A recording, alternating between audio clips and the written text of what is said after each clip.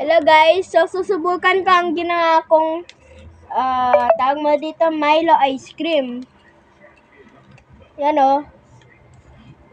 Buong ice cream yan guys, oh. This is how you do it. Unang-una,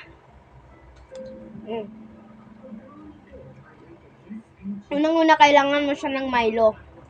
Tapos i-ref mo siya for 2 days. Tapos ipamelt mo lang siya ng ilang saglit hanggang unti na lang yung ice. Tapos durug-durugin mo yung ice. At ihalo doon sa Milo. Tapos palamigin mo lang ulit ng konti. Tapos okay na. Tapos ang sarap niya guys.